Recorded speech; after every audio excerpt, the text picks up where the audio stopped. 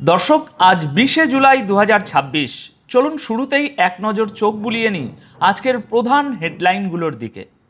যুদ্ধে আমেরিকার সবচেয়ে বড় ধাক্কা, ইরানের হামলায় প্রাণ হারালেন একাধিক মার্কিন সেনা। ফাইটার জেট, এয়ারক্রাফট এবং হেলিকপ্টার ধ্বংস হওয়া নিয়ে আমেরিকার বিখ্যাত খবরের কাগজ শেষমেশ কী খবর ছাপল? আমেরিকার কড়া জবাব, টানা অষ্টম রাতে ইরানের উপর হামলা। সেন্টকম জানালো 500-র বেশি মার্কিন সেনা পুরোপুরি প্রস্তুত, যে কোনো মুহূর্তে হতে পারে বড় অপারেশন। এদিকে ইরানের পাল্টা আঘাত, কুয়েতে আমেরিকার দুটো বড় সেনা ঘাঁটিতে আবারও ড্রোন হামলা চালালো ইরান। ওদিকে কুয়েত আবারও ইরানের হামলার নিশানায়। ব্যালিস্টিক মিসাইল আর ড্রোন ধেয়ে আসার পর গোটা দেশে বেজে উঠল সাইরেন। এবং সবশেষে থাকছে আয়াতুল্লাহ মুস্তাফা খামেনি আমেরিকাকে যে সবচেয়ে লেটেস্ট এবং খতরনাক ওয়ার্নিং দিয়েছেন তার বিস্তারিত খবর। তাহলে চলুন এবার বিস্তারিত খবরে যাওয়া যাক। দর্শক বন্ধুরা, আমেরিকার বেশ কয়েকটি ফাইটার জেট, আকাশে তেল ভরার এয়ারক্রাফট, হেলিকপ্টার আর ড্রোন ধ্বংস হয়ে গেছে এবং বেশ কয়েকজন মার্কিন সেনা মারাও গেছেন। এই দাবিগুলো যদি সত্যিই প্রমাণিত হয় তাহলে বর্তমান যুদ্ধে একদিনের মধ্যে আমেরিকার এটা সবচেয়ে বড় সামরিক ক্ষতি হিসাবে ধরা হবে। সবচেয়ে বড় কথা হলো, এই দাবি কোনো সাধারণ সোশ্যাল মিডিয়া অ্যাকাউন্টের নয়। বিশ্বের অন্যতম প্রভাবশালী খবরের কাগজ আমেরিকার ওয়াল স্ট্রিট জার্নাল তাদের রিপোর্টে এই খবরটি ছেপেছে। অর্থাৎ এই প্রথম এমন কোনো রিপোর্ট সামনে এলো যেখানে শুধু মার্কিন সেনার মৃত্যুর কথাই বলা হয়নি, বরং আমেরিকার এয়ার পাওয়ার বা বিমান বাহিনীর যে বড়সড় ক্ষতি হয়েছে সেই কথাও স্বীকার করা হয়েছে। সেনা তো মারা গেছেই, দুজন মার্কিন সেনার মৃত্যুর খবর খোদ আমেরিকার মিলিটারি নিশ্চিত করেছে গতকাল, আমরা জানিয়েছি। তবে fighter jet, helicopter, refuelling aircraft এবং ড্রোনের যে ব্যাপক ক্ষতি হয়েছে সেটা আপাতত রিপোর্ট এবং দাবি হিসাবেই পেশ করা হচ্ছে। রিপোর্টে বলা হচ্ছে, জর্ডানের মুফাফফাক আল সালতি এয়ারবেসে ইরানের মিসাইল হামলায় আমেরিকার বেশ কয়েকটি সামরিক বিমানের ব্যাপক ক্ষতি হয়েছে। এমনটাও বলা হচ্ছে যে এয়ারবেসে যদি এত বড় হামলা না হতো তাহলে হয়তো এত মার্কিন সেনা একসঙ্গে মারা যেতেন না। এখনো পর্যন্ত দুজনের মৃত্যুর খবর নিশ্চিত, তবে অনেকেই আহত হয়েছেন। বলা হচ্ছে 29 জন সেনা আহত হয়েছেন, সামনে আরও খবর আসতে পারে। ওয়াল স্ট্রিট জার্নাল তাদের রিপোর্টে লিখেছে যে এই হামলায় দুজন মার্কিন সেনা নিহত এবং আরও অনেকে আহত হওয়ার পর আমেরিকা ও ইরানের মধ্যে চলমান এই যুদ্ধ আগের চেয়ে অনেক বেশি বিপজ্জনক পর্যায়ে ঢুকে পড়েছে। অর্থাৎ যুদ্ধটা এখন আর শুধু মিসাইলের মধ্যে সীমাবদ্ধ নেই, বরং দুই দেশ একে অপরের সবচেয়ে গুরুত্বপূর্ণ সামরিক শক্তিগুলোকে সরাসরি নিশানা বানাচ্ছে। এয়ারক্রাফট বা হেলিকপ্টার ধ্বংসের এই দাবিগুলো যদি সত্য হয় তাহলে এটাই হতে পারে এই যুদ্ধের টার্নিং পয়েন্ট। এরপর হয়তো যুদ্ধবিরতির চুক্তি হবে, আর না হলে যুদ্ধ আরও ভয়াবহ রূপ নেবে। আর যদি হার মানতে হয় তবে তাদের তরফ থেকেই হবে, যারা আগের বার ঘোষণা করেছিল। না, চলো কথা বলি। এবার আসি পরবর্তী গুরুত্বপূর্ণ খবরে। গতকাল 19শে জুলাই যুক্তরাষ্ট্র আবারও ইরানের বিভিন্ন এলাকায় একাধিক সামরিক হামলা চালিয়েছে। আসলে এই পদক্ষেপ অনেকটাই প্রত্যাশিত ছিল, কারণ জর্ডানে নিজেদের দুই সেনা নিহত হওয়ার ঘটনার পর থেকেই ওয়াশিংটন স্পষ্টভাবে জানিয়েছিল যে তারা এর জবাবে বড় ধরনের প্রতিশোধমূলক অভিযান চালাবে। গতকালকের হামলাগুলোকে সেই ঘোষণারই ধারাবাহিকতা হিসাবে এখন দেখা হচ্ছে। মার্কিন সামরিক বাহিনীর সেন্ট্রাল কমান্ড গতকাল 19শে জুলাই একটি ভিডিও প্রকাশ করে জানায় তারা অষ্টম রাতেও ইরানের বিভিন্ন লক্ষ্যবস্তুতে সামরিক অভিযান পরিচালনা করেছে। আর আপনারা যারা আজ সকালেই আমার আগের ভিডিওটি দেখেছেন তারা জানেন সেখানে আমি ইরানের পারমাণবিক স্থাপনায় হামলার বিষয়টি বিস্তারিতভাবে আলোচনা করেছি। আসলে সেই হামলাটিও এই একই সামরিক অভিযানের অংশ ছিল, তবে সেটা ছিল অত্যন্ত গুরুত্বপূর্ণ এবং আলাদা করে বিশ্লেষণ করার মতো একটা ঘটনা। তাই সেটাকে কেন্দ্র করে আমরা সবার আগে আজ সকালে একটা আলাদা ভিডিও প্রকাশ করেছি। এই ভিডিওতে আমরা শুধু সেই হামলার কথা নয়, বরং বাকি গুরুত্বপূর্ণ ঘটনাগুলোও একসঙ্গে বিশ্লেষণ করব, যাতে পুরো পরিস্থিতির একটা সম্পূর্ণ চিত্র আপনাদের সামনে পরিষ্কারভাবে তুলে ধরা যায়। সেন্টকমের মতে মার্কিন সেনা ইরানের সামুদ্রিক নজরদারি সিস্টেম, এয়ার ডিফেন্স সিস্টেমের ঘাঁটি, নৌবাহিনীর সামরিক সক্ষমতা, মিসাইলের গোদাম এবং ড্রোন রাখার জায়গাগুলোকে সরাসরি নিশানা বানিয়েছে। সেন্টকম জানিয়েছে এই হামলাগুলোর মূল উদ্দেশ্য ছিল ইরানের সামরিক শক্তিকে আরও দুর্বল করে দেওয়া। আমেরিকার দাবি, জর্ডানে যে আইআরজিসি ইউনিট মার্কিন সেনাদের উপর হামলা চালিয়েছিল, এই হামলায় তাদেরও নিশানা করা হয়েছে। নিজেদের বিবৃতির শেষে সেন্টকম একটা কড়া বার্তাও দিয়েছে। তারা লিখেছে যে মিডল ইস্টে এই মুহূর্তে আমেরিকার 500-র বেশি ইউনিফর্ম পরিহিত সেনা মোতায়েন রয়েছে, অর্থাৎ তারা ডিউটিতে আছে। তারা পুরোপুরি অ্যালার্ট এবং প্রস্তুত। যে কোনো বড়সড় সামরিক পদক্ষেপের জন্য তারা সবসময় তৈরি। অর্থাৎ আমেরিকা এখনও ইরানে একটা বড় গ্রাউন্ড অপারেশন বা স্থলপথে অভিযানের প্রচ্ছন্ন ইঙ্গিত দিয়ে রাখছে। এবার আসি ইরানের পাল্টা পদক্ষেপের কথায়। আমেরিকার এই সামরিক অভিযানের পর খুব বেশি সময় অপেক্ষা করেনি ইরান। বিভিন্ন আরব দেশে অবস্থিত মার্কিন সেনা ঘাঁটিগুলোকে লক্ষ্য করে পাল্টা হামলার দাবি করেছে তেহরান। 19 জুলাই ইরানের রাষ্ট্রীয় সংবাদ মাধ্যম ফার্স নিউজ এজেন্সি এই হামলার সঙ্গে সম্পর্কিত বেশ কিছু ছবি ও ভিডিও প্রকাশ করে। ইরানের দাবি, এসব হামলায় একাধিক মার্কিন সামরিক স্থাপনা লক্ষ্যবস্তু হয়েছে। এখন প্রশ্ন হলো, এই হামলাগুলো ঠিক কোথায় হয়েছে, কতটা ক্ষয়ক্ষতি হয়েছে, আর এ বিষয়ে আমেরিকার প্রতিক্রিয়া কী? চলুন সেই বিষয়গুলোই এবার বিস্তারিতভাবে দেখে নেওয়া যাক।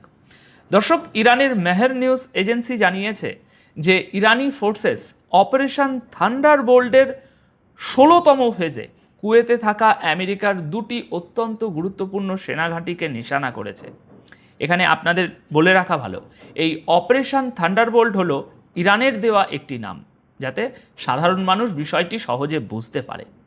ইরান একটি বড় দাবি করেছে যে কুয়েতে আমেরিকার যে ক্যাম্প আরিফজান সামরিক ঘাঁটি রয়েছে, যেখানে তাদের প্রচুর গোলাগুলির গুদাম রয়েছে, সেখানে এবং আপনার আলী আল সালেম এয়ারবেসে মোতায়েন করা আছে পেট্রিয়ট এয়ার ডিফেন্স র্যাডার, সেটাকে ও অন্যান্য সিস্টেমের উপর বিপুল সংখ্যক সুসাইড ড্রোন দিয়ে হামলা চালানো হয়েছে। মেহের নিউজ এজেন্সির মতে আলী আল সালেম এয়ারবেসে মার্কিন সেনাদের জিনিসপত্র এবং শেল্টারগুলোকেও নিশানা করা হয়েছে।